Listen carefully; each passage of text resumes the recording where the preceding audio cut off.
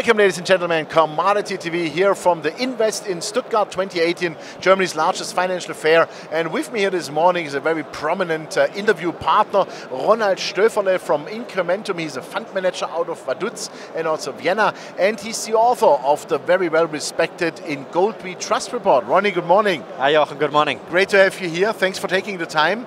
Gold, silver. Why are the prices not moving? What's up? I mean, we have so many black swans, it feels like every week.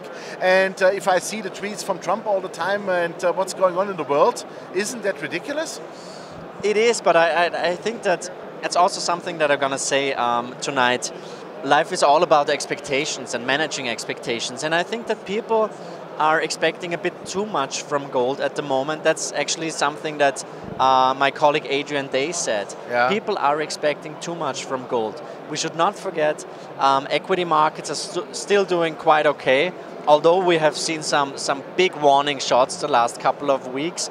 We have seen that volatility was kicking in, but still they're close to their all-time highs. We see that bonds are trading close to their all-time highs. We're seeing that real estate is doing well. We're seeing that trust in financial system, in politicians, in the banks is back. So it's not a panic environment at the moment. We're seeing that cryptocurrencies are kind of stealing the show from gold. Yep. So I would say it's not per definition an extremely positive environment for gold. Those are massive headwinds, but those massive headwinds will become tailwinds sooner or later. And I think as soon as the Federal Reserve will have to reverse, will have to make a U-turn. So saying, okay, there are massive recession fears actually. Yeah. We have to reverse our quantitative tightening. This is going to be the point in time when gold will really pick up momentum. Okay, so that would be the trigger point. Yeah.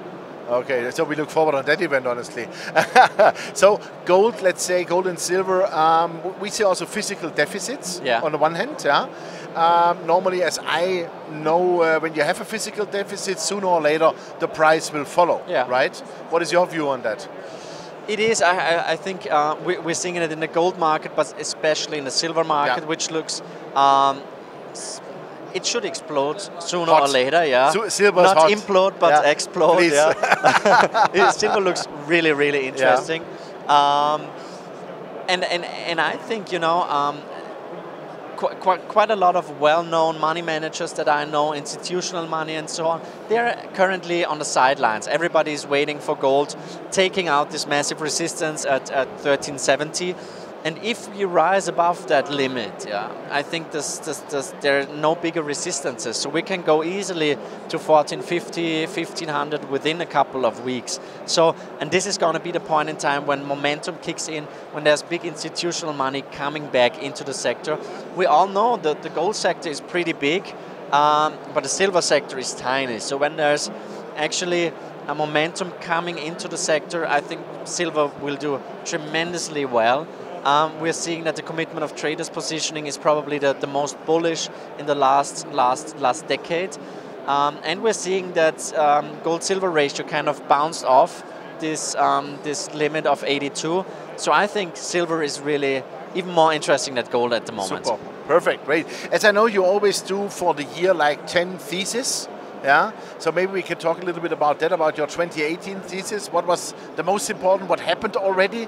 What you predicted? Oh, well, actually, last year I had 11 11 forecasts, and the 11th was that Austria will not win the soccer championship, the World Cup. Yeah, I mean we didn't qualify, so that's a pretty easy call. No, but I said that silver should outperform gold. We haven't seen that yet. I also said back in the days that Bitcoin will rise above $10,000. I said that when Bitcoin was trading at $5,000. I said that the Gold Bucks index will have a quarter rising more than 35%. And I said that volatility will be back again in the markets, and we're already seeing that. So I would say so far it's going pretty well with my forecasts. And going forward, I think the setup is really exciting. Although, and that's definitely a big thing. What concerns me are political risks. I also said that oil will rise above $70. We're seeing that. But political risks at the moment are definitely increasing. Okay, wow.